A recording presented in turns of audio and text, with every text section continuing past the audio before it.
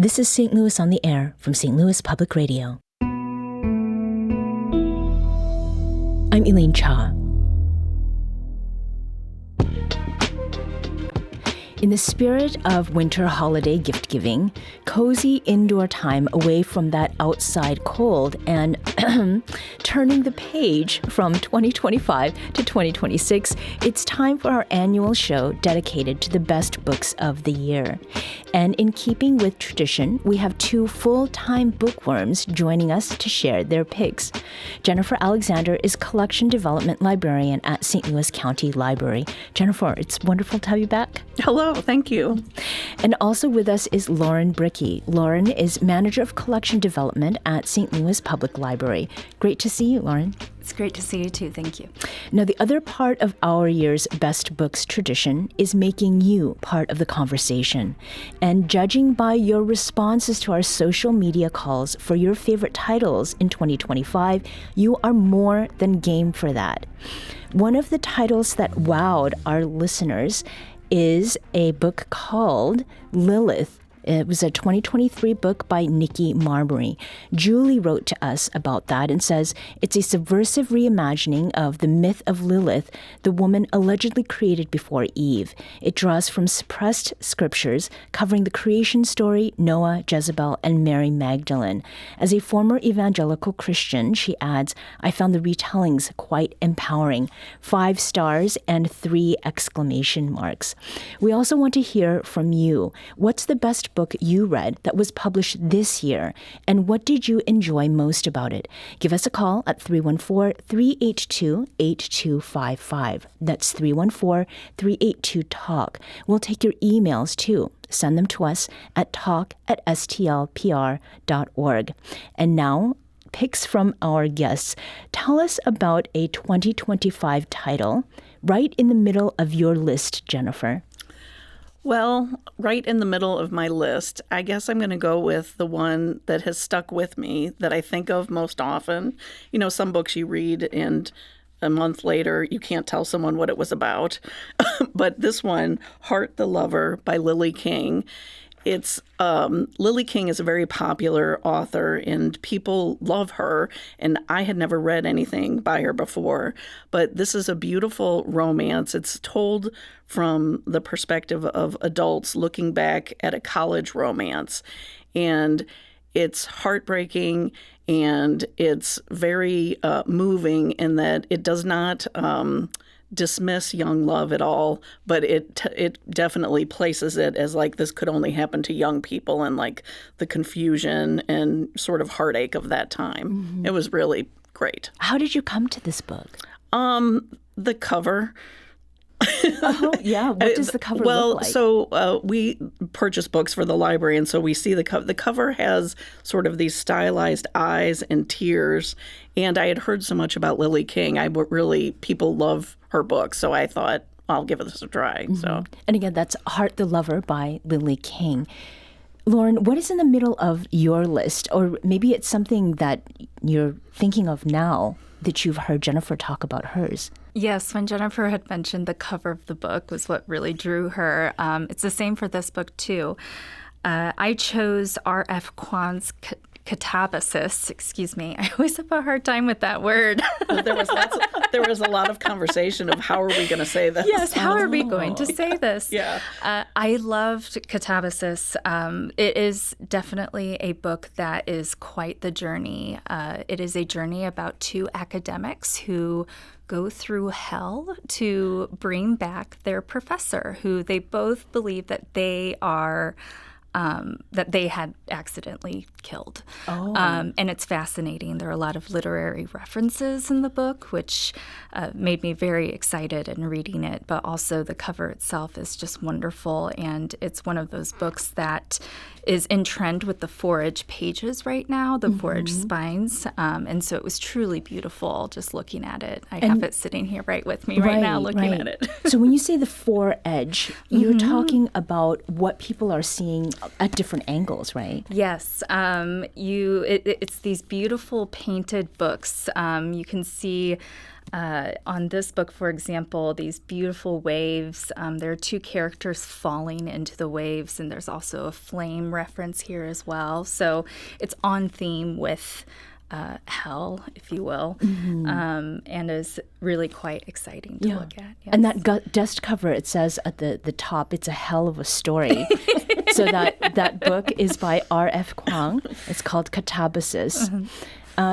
The books that have sort of come before you, and ones that have struck you as being different from what you've seen in the past, is there any one book on your list, Jennifer, that fits that description? Well, this book may not be different from what's come before, but it was new to me, and it's Automatic Noodle by Annalee Newitz. She's a popular science fiction author. I had not read anything by her before, and it's a really great book, and I think it kind of raises a lot of the questions that we have barreling towards us because of the popularity of AI and how that it seems to be an increasing part of our society. It's the story of 4 robots who are in San Francisco, and it's sort of a war-ravaged landscape, and they have been abandoned in a storefront, and they decide they want to make a noodle restaurant. And they want to make actually good food, not just slop, because apparently in this time frame, there's lots of just restaurants that just have, you just get something to eat and it's not good. So anyway, and it's really kind of like a workplace comedy sort of thing. And it's heartwarming because it's about how they navigate all of their challenges to do satisfying work. And that's Automatic Noodle by Annalee Newitz. Was this one that where the title intrigued you? The title is, yes, and I don't know. It just sort of, I'd like to read things outside of my normal things that I read, and so it was small, which is a trend I think now, is that books are getting short. There's a lot more shorter books out there. Oh, yes. Okay, I can get down with that. I like me short too. stories. It's it's less commitment. And then you feel a sense of accomplishment after you're done. So there were quite a few more, fewer than 300-page novels out there this year. Lots of novellas. Well, that's making me think of a couple things. And you had mentioned food that is slop, and then there's AI slop. So in terms of AI, Lauren, have you seen any evidence that AI is making its way into the publishing world? Yes, it is something that we deal with or see at work somewhat frequently. A lot of self-publishing uses AI. For example, on Amazon, authors can have their work published, and they use a lot of AI tools in order to create book covers, if you will. We do come across it frequently through a suggest a purchase program. So whenever a book is being requested to be added to the collection, we can usually tell if the cover's AI-generated art, or if it has been, published or bound that, does not go through our typical professional publisher process. Right. And in the decisions that you're making, are you opting to kind of stay away from those kinds of recommendations or requests? Yes, we try to stay away from it as much as we can, but at the same time, we also truly want to value our human creators. And there are a lot of tools out there that use AI or assist our human creators in their works. And so it can be a tough decision of, was this being used as a tool for assistance, or is this predominantly AI and clearly not created by a human? Right. And sometimes you make a mistake and order something, and then when you actually see the book, you realize. Yeah. Yes. Travel books is an area in which this is really happening, and in that case, it's not so much that we say we don't want this AI stuff. It's just that there are ones that are, as you said, human created that we would prefer to buy. So. And in the spirit of human people, human beings, that is. We've heard from many listeners, as I noted earlier, about their favorite books this year, and that includes some of our colleagues here at St. Louis Public Radio. STLPR newscast editor Jonathan All shared his top pick of 2025. It's a nonfiction book by John Green titled Everything is Tuberculosis. My favorite book that I read this past year was Everything is Tuberculosis by John Green. Now, you may know John Green, most famous for his young adult novels, including The Fault in Our Stars, but he's kind of been doing some nonfiction stuff. And this book was just a fascinating look at the history and the culture impacts and how society looked at tuberculosis and how that history has shaped how inequitably we treat the disease around the world. But in addition to that, it's all done through the narrative of one boy in Africa who's dealing with the disease. That's kind of the thread that takes it through the entire book. It was enlightening. It was informative, tugged at your heartstrings in a lot of different places, and every page was just very interesting to read and beautifully written. So, Lauren, it appears that Jonathan's in good company on this book because it is one of the ones that you chose as a 2025 standout. Yes, I did. I love John Green. John Green is just such a wonderfully accessible writer. And he's always written, young adult fiction. Kids love his works, but this is the first big nonfiction piece that I have read by him. And I found that it was very accessible in that, nonfiction can be difficult for readers at times, because we're using a lot of language and words that we don't understand or that everyday readers would not understand. But John Green is very thoughtful. He's a wonderful writer. And I think how he told the story through the lens of a young boy is just, it was beautiful. Mm-hmm. It was very well done. Yeah. Yeah, I really loved hearing him speak about that book, too, because it really brings up a lot about medical history in general and how we think once we've solved a disease, how to cure it, that's the end of the story, and it is not. Mm-hmm. Yeah, and he used an intersectional lens as well. Mm-hmm. So Everything is Tuberculosis, the title really resonates with you whenever you finish the book. Mm-hmm. And again, that was Everything is Tuberculosis by John Green. Our economic development reporter here at St. Louis Public Radio, Kayvon Mansouri, also shared a 2025 favorite with us. He named She Said, Breaking the Sexual Harassment Story That Helped Ignite a Movement by Jodi Kantor and Megan Twohey was something that rose to the top. Here's why. This spring, I read She Said, a deep dive into the investigative journalism that brought Harvey Weinstein's crimes to light and the reporters who made it happen. I deeply recommend it. It's not only a gripping book about the scandal that helped kick off the Me Too movement, but also shows what it takes to execute deeply impactful investigative journalism. It's not always cinematic, it takes hard work, a lot of failure, and patience. Jennifer, does what Kayvon shared resonate in some way? You're nodding. Yeah. Well, I was thinking about how great it is when a book shows people doing their jobs well. I mean, yes. it's a delight to see people excelling at what they do. And even if you don't know anything about that job, you learn about it and you admire the work and the results. So, yeah.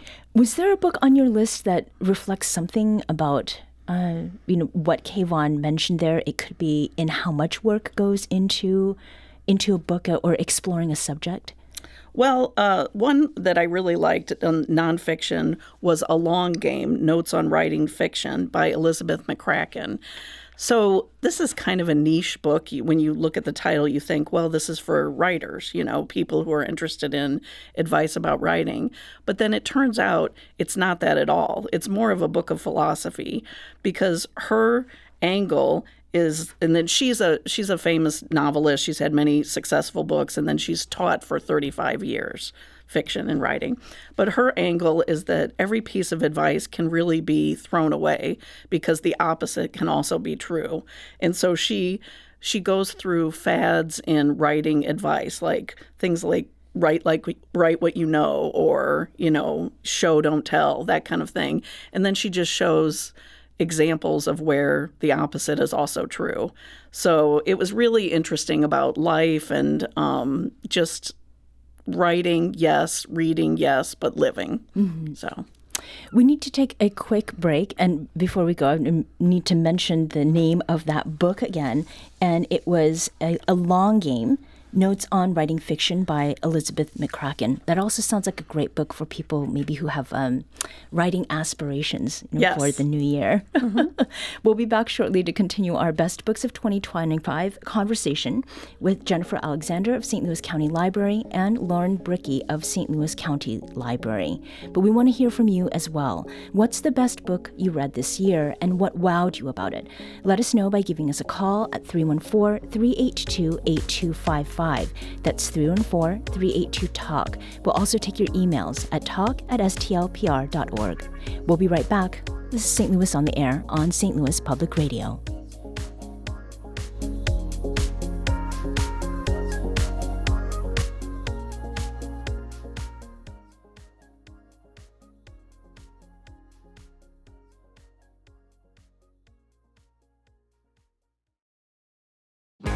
If you have a smart speaker, you have access to the entire world of NPR and St. Louis Public Radio. All the latest news and all the captivating stories. Activate our voices with yours by telling your smart speaker to play St. Louis Public Radio. Welcome back. Let's return to our Best Books of 2025 conversation with St. Louis Public Library's Lauren Brickey and Jennifer Alexander, who's with the St. Louis County Library. We're also taking your calls about your favorite books this year. Is there a book that resonated with you in a timely way in 2025? Tell us who and why. Give us a call at 314-382-8255. That's 314-382-TALK. We heard from Keith, who said that The Buffalo Hunter was one of the best new books this year.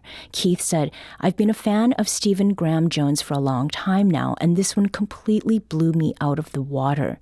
The historical fiction, the horror elements, and the framing story all come up together to make something unique and compelling. The quality of prose was just the cherry on top. And Reddit user Armadillo4 adds that the found document format in The Buffalo Hunter completely unravels in the last section in the most unsatisfying way. Lauren, this book also was the top of your list. Yes, I am actually still on the wait list for it at the library, so I ended up purchasing it myself. It is truly a wonderful book. It is a historical horror that's set in the American West in 1912, and yes, it is a framed narrative that recounts the story of an indigenous vampire who is seeking revenge for the murder of his people. It is very gory, unsettling, but truly a book that stays with you after you finish it. I've been afraid to read it. Yeah. I want to read it, but I'm waiting for spring. Yeah. That Maybe might not be during a good winter. idea. Right. We heard from Redditor Armadillo4, who read Ian McEwan's What We Can Know. And they say it's the best book they read this year. It's a clever, thoughtful read that asks some very interesting questions about how we construct narratives about the past and about each other and about the limitations of what we can know. But they add, it was also, honestly, very, all caps, boring. So, Jennifer, you look aghast. I read that book, and I also really loved it. Boring. It's long, but it's set in the sort of near future. And what's interesting about it is that England is so flooded that they have to travel by boat to go places. And it is very descriptive, and it's Ian McEwan, but it's very good. I really liked it. It was good. Okay, and that is Ian McEwan, What We Can Know. Yeah. We have Timothy, who is calling from St. Louis. Timothy, welcome to the show. Thank you so much for having me. Yeah, sure. Go ahead. Yeah, so one of my favorites this year was called Cue the Sun by Emily Nussbaum. It's a nonfiction history on reality television, kind of taking it all the way back to candid camera days, and then kind of the first reality television show that I believe was on PBS with following a family in California. And as a fan of reality TV and kind of where it is today, it's kind of fascinating to see it go from something as simple as, the PBS special to like the Real Housewives of, wherever. Right, exactly. So were you drawn to this because of the subject matter, or had you read work that Emily Nussbaum has done in the past? No, it was really the subject matter that, there's a lot of books that have come out recently about reality TV, but none that have sort of been, in my opinion, a definitive historical look at, the progression of it since its first kind of iterations. Mm-hmm. Thank you so much for calling, Timothy. And that was Cue the Sun by Emily Nussbaum. We also have Dwight on the line from Dutchtown. Dwight, welcome. Hi. Hello. The book I would recommend is A River Alive by Robert McFarland. And McFarland is a landscape writer. He's largely written about European landscapes, but this one includes North America, South America, visits to the river valleys of India, and then there's a really remarkable one about the rivers in northern Canada, tributaries of the, I guess it's the St. Lawrence up there in northeast Canada. Mm-hmm. It's very neat stuff. His last book was called Underland, and that was all about cave exploring. So a lot of it, the natural world certainly there. Yeah. Thank you so much. For calling with that suggestion. And that is the River Alive by Robert McFarland. I think this is also a book that was mentioned during our Summer Reads program. Lauren, I believe that one of your best books dives, no pun intended, into the natural world, and it is a book by A. Kendra Green.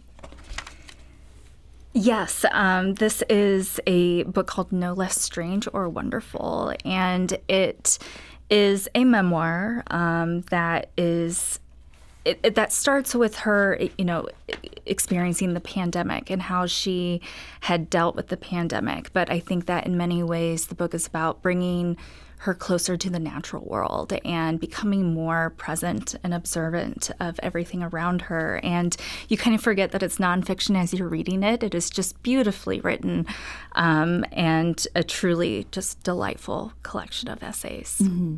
And that is, again, A. Kendra Green, and the book is called No Less Strange or Wonderful. Bodies of water and traveling. This also figures in a book that you chose, Jennifer, and it's nonfiction but reads like fiction. Right. Yeah. A Marriage at Sea by Sophie Elmhirst.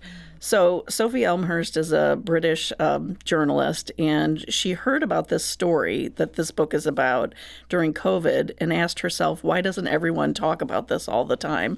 And after hearing it, I asked myself the same question. Maurice and Marilyn Bailey married in England in 1963, and then they didn't want to have a boring life, so they decided to sail around the world. And on a voyage to New Zealand, their ship is hit by a whale and is sunk, and they survived on a lifeboat and a dinghy and whatever supplies they could get off their boat for 118 days. That is a long time. And so the book is a lot about just the sea adventure aspect, but it's also very much about their marriage and how they were very different people and how they had to come together to help each other survive. Mm-hmm. And it was just fascinating to see the psychological interplay. Mm-hmm. So marital did not become martial, I hope. Right. And that is A Marriage at Sea by Sophie Elmhirst. There is a book on your list, Lauren, that has to do with vessels of a different kind that take to the air. Oh, yes. Tell us about that book, Sky Daddy. Oh, yes, Sky Daddy. Yes, absolutely. This book was just the most surprisingly heartwarming book that I have read this year, Sky Daddy by Kate Folk. It's a story that is centered on Linda, who is a neurodivergent content moderator. And through the story, we learn there's a lot of trauma that she is unearthing or also even suppressing at times too. But she is incredibly interesting in that she maintains a single extravagance once per month by going on a domestic flight to indulge her sexual attraction to planes. And as a romance reader, I have never read anything quite like it. Never have I read a book about a woman who is attracted to planes. It was quite wonderful, truly. And you were reacting, John. Well, I this was recommended on something I was listening to, and the person said, if you read only one romance novel between a woman and a plane this year, make it this one. Yes. I thought that was pretty good. Oh, my It was very well written, too. It was a great story. Yeah. Well, recommendations are very subjective, and Reddit user Responsible Fan 9944 says that Sky Daddy was the worst book they read this year.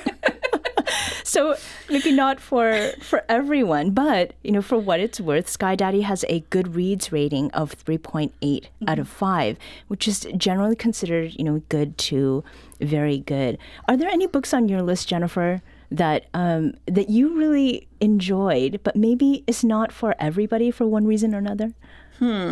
Well, Guardian and a Thief by Megha Majumdar. I loved this book. It's a tough read. It's set in Kolkata in the near future, again, when things aren't so great.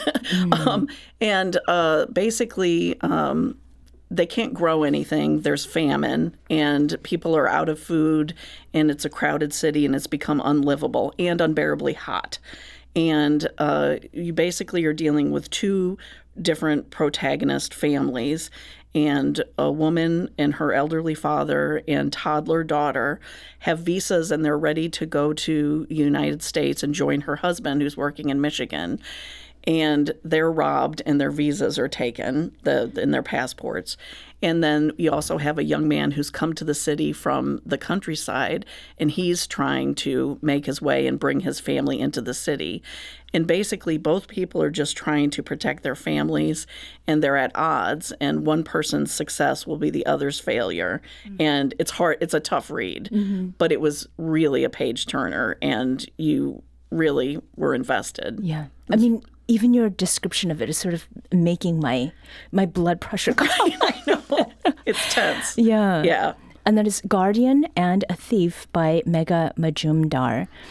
Our audio engineer, Aaron Dorr, enjoyed a 2015 book that was made into a movie that was released this year, and it's called Grief is the Thing with Feathers by Max Porter. He represents grief with a crow, a monster-sized crow, and thinking about some of the interactions that he has with this bird who incorporates into his family as they're grieving is humorous, but can also seem like a nightmare. And they fight, they care for each other, and I don't know what style it's in, but it kind of just reminded me of surrealism. The movie's amazing, by the way. And that was a recommendation for Grief is a Thing with Feathers by Max Porter. We want to hear from you as well. What's the best book you have read this year, and what made it so good? Give us a call at 314-382-8255. That's 314-382-TALK. After this quick break, we will resume this conversation about the best books of 2025. This is St. Louis on the Air on St. Louis Public Radio.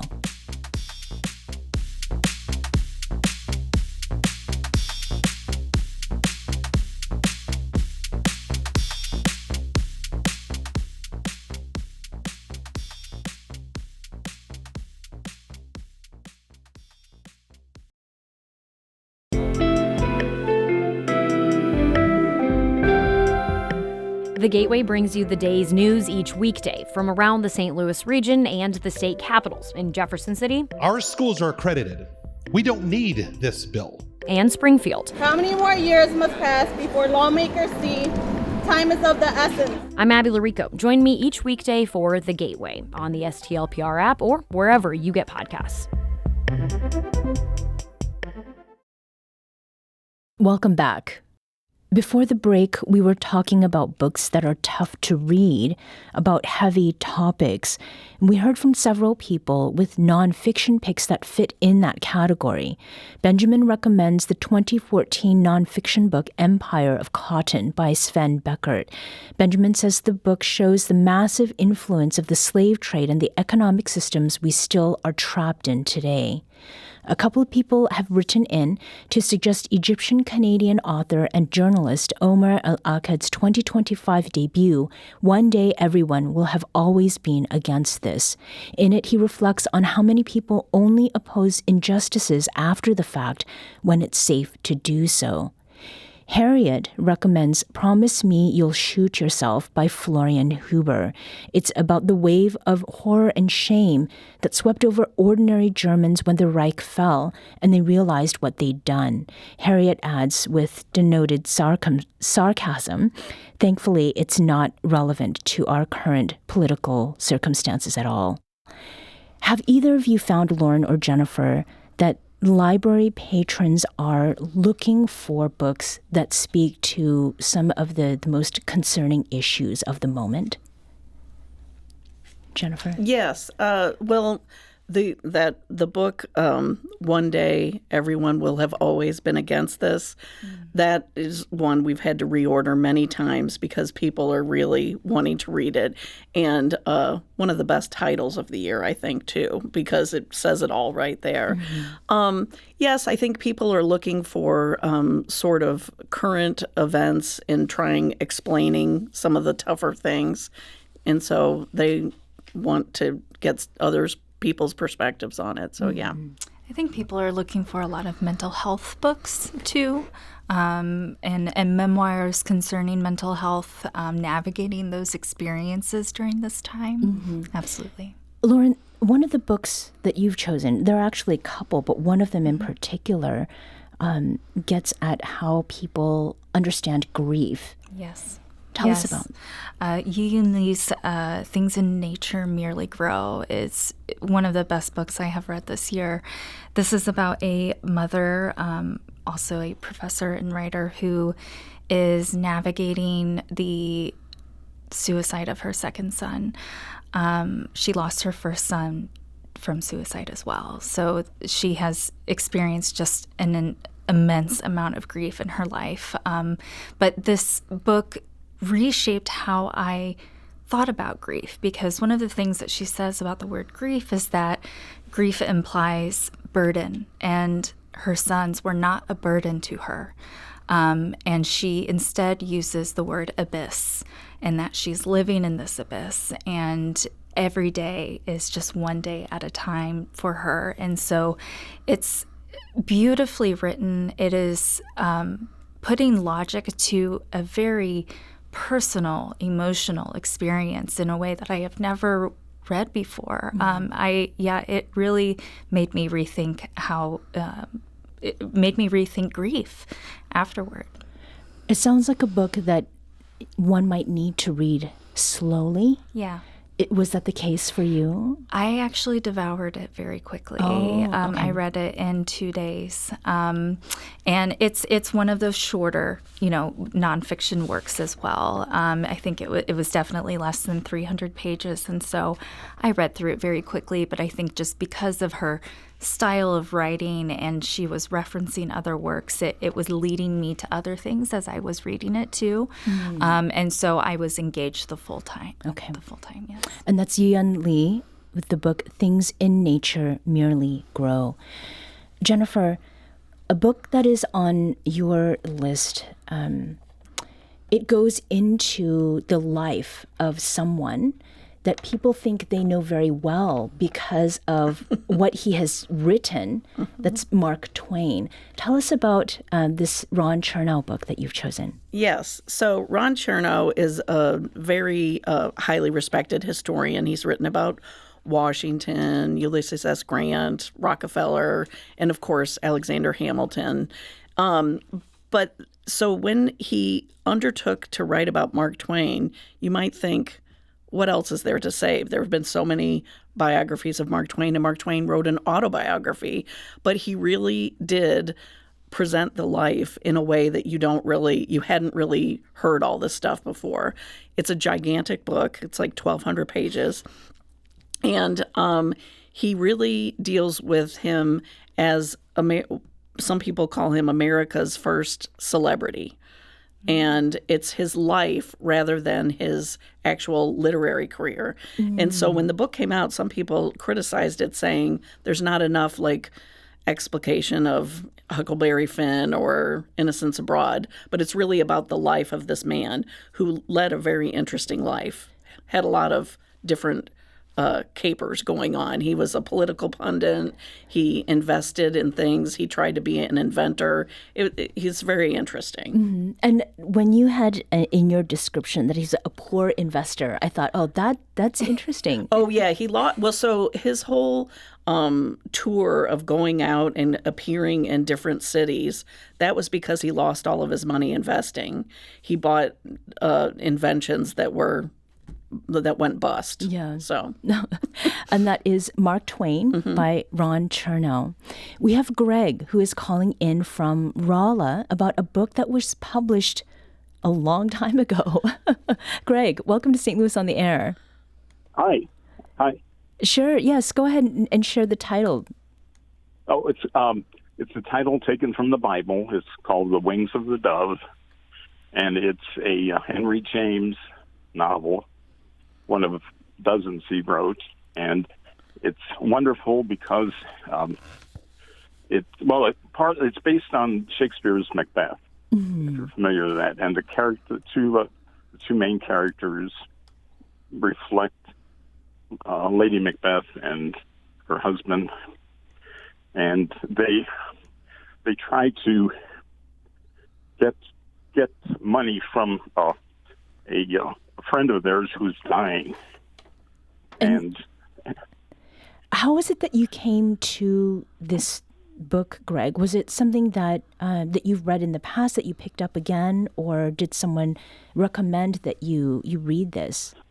Well, I was a lit major in college, and we had to read a lot of stuff like that. And it's a wonderful book. It's very long and very dense, very, very difficult to get through. So I wouldn't advise taking it lightly. But and there's a wonderful movie based on it by the same title. And so James talks about the class struggles in England at the time, and the fact that these two people are scheming to get the money from their friend who is dying is an interesting story, and it ends very interestingly. Well, it sounds like there are some themes there that are certainly relevant today. Again, that is Henry James's novel, The Wings of the Dove. And also, Greg, I relate to you as a former lit major. So does what Greg has described, Lauren, remind you of anything that we've not yet talked about that's on your list, Lauren? Oh, that's a great question. I do enjoy a retelling. So I read a book called Hungerstone, and that was a retelling of Carmilla, and that was a really great read. It's also a great horror book, an LGBT novel that I hadn't read anything quite like it too, or at least a retelling quite like it. It's not nearly as long as the Henry James book, but it did remind me of that. And I'm trying to look at one here on my list, and I'm not seeing one more specifically, like that specifically relates to the one that he had mentioned. Yeah, but that's a great recommendation, though. So Hungerstone by Kat Dunn is that one. Jennifer, the books that you've shared that have local relevance, I'd love to make sure that we get into that because it is a tradition to do that every year. So one of them was actually the author appeared on your show, and you interviewed her. It was Small Town, Missouri, and it's Caitlin Yeager, and it's Legends, Lore, and Attractions in the Show Me State. And it's a great book to have with you when you're driving around, because it's just 50 towns. And, sometimes when you're driving along, you see signs for, Salem, Missouri, but you don't take the exit. You don't go look. And this just lists the founding of the town. It tells you the population. It tells you a few attractions. And it just gives you a little introduction. And it's beautifully illustrated. And so it's the kind of thing you could just have like little markers in the book and say, whenever I get a chance, I want to go to this town. Or yeah. Is there one that you've managed to visit yet, or Well, I've been to a lot of I love small towns, and so maybe that's why I was drawn to that book. But so I looked through the book immediately to the ones that I had already been to, and then they're further west. I haven't really. When I go to Kansas City, I just go and come back. So I think I need to explore that side of the state a little more. Well, in the interest of journalistic confirmation, was our show part of the reason you I read did it? hear it. I did hear it.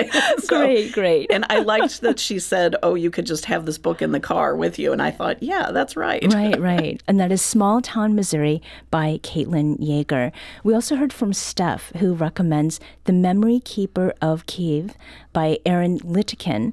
The author is from Troy, Illinois, and the book covers the topic of Holodomor, a man-made starvation in Ukraine in the 1930s.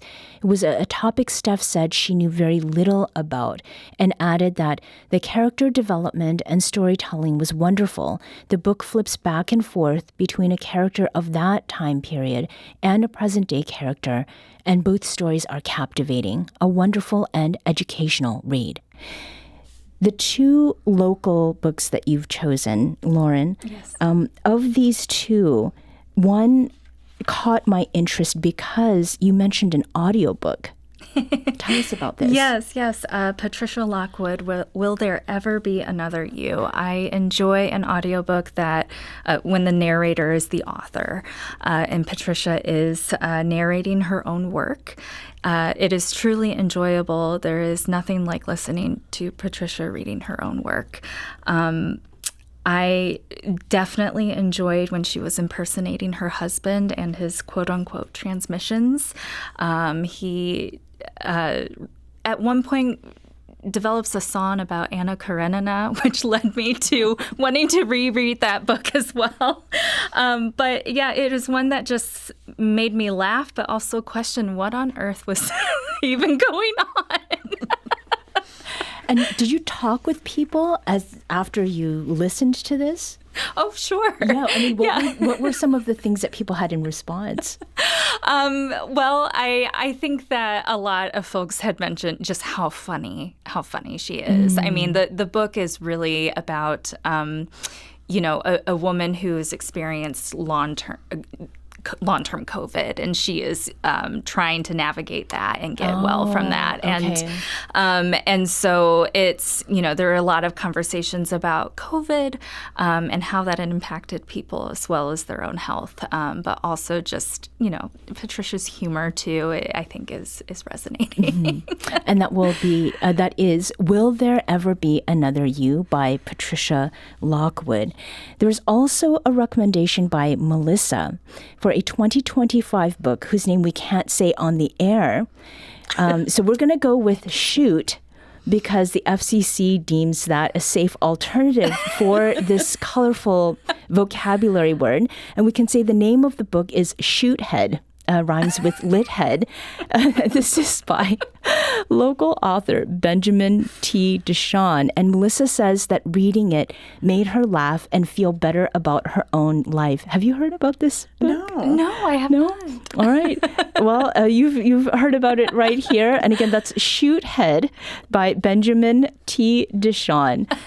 You can look up the name of the author to see what we can't say on air. The other book that you chose, Jennifer, that is of local interest, is one that is epistolary. Yes. An exchange of letters. Yeah. Letters Home from World War II, St. Louis. Messages of Hope and Heartbreak from the Front Lines by Christopher Allen Gordon. So Gordon has collected letters from soldiers to their families home in St. Louis. And so with that perspective, he's able to talk about all different kinds of service in World War II. Women who are flying planes in the WAC, soldiers that are on the front lines, all different kind of branches. And it tells something about what's happening in St. Louis at the time and tells about the soldiers' experience. And it's interesting because he's talking about St. Louis at a time right before things are going to change very quickly after the war. Mm-hmm. So. And that's Letters Home from World War II, St. Louis, Messages of Hope and Heartbreak from the Front Lines by Christopher Allen Gordon. The other local book that you chose, Lauren, is one that I think also would take some time to masticate. Yes. Really want to peruse and not just to browse. Tell us about this book by Edward McPherson. Yes, it's called Look Out, The Delight and Danger of Taking the Long View. Edward McPherson is a professor at WashU, and this is the first work that I have read of his, and I really did enjoy it. It did take me a while to get through it, but it threads or traces what we can learn through elevated viewpoints, through aerial maps, to everything from above and looking down. And I do like a good story that really traces something that is kind of difficult to connect, and he does it in a really great way. What we can learn intellectually as well as emotionally, too, from looking at the world from above. I thought it was wonderful. Mm-hmm. And that is Look Out, The Delight and Danger of Taking the Long View by Edward McPherson. And we are planning to have Edward McPherson on the show to talk about his book before the end of the year. Are there any books that we've not gotten to, Jennifer, that you want to make sure people know about, especially if they're thinking about titles that they can share with others as gifts?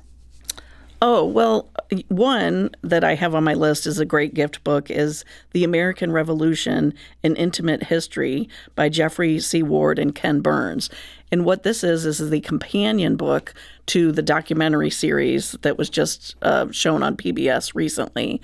And what's interesting about it, again, it's something we think we all know about, the American Revolution, but they really do widen the perspective, and they include the voices and the stories of both enslaved people and the Native Americans, and including though in the story, it really helps shape the way you think about it differently, because it, that wasn't always part of the story in the past. Mm-hmm. So it's really interesting. Yeah. That's Jeffrey C. Ward and Ken Burns, The American Revolution, An Intimate History. Lauren, there's a novella that I'd love to hear you talk about, because that would be a great gift, I think, for somebody who's very busy. Yes. And so this is Ultramarine by Mariette Navarro. This is the translated work that I had read. It's originally in French and has been translated. It's very much a psychological thriller. It's a quick read, but it's fascinating. It is about a ship captain, a female ship captain who leads an all-male crew, and she follows the rules. She hardly ever breaks them, and then one day she decides to break them and let the crew go swimming. And then after the crew come back, nothing is as it seems. Everything has changed, and the translation is really quite beautiful. I think that the prose is very lyrical. It kind of sways like the ocean waves, so it's mesmerizing in that way, but it also is great at building suspense. Mm-hmm. So yeah, you're questioning what is real as you are reading it.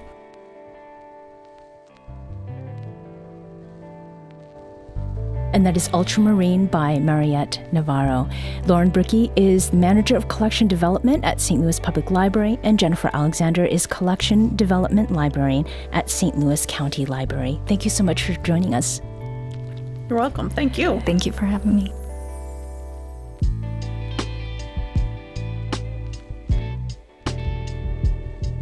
This episode was produced by Emily Woodbury. Audio engineering and podcast design by Aaron Dorr.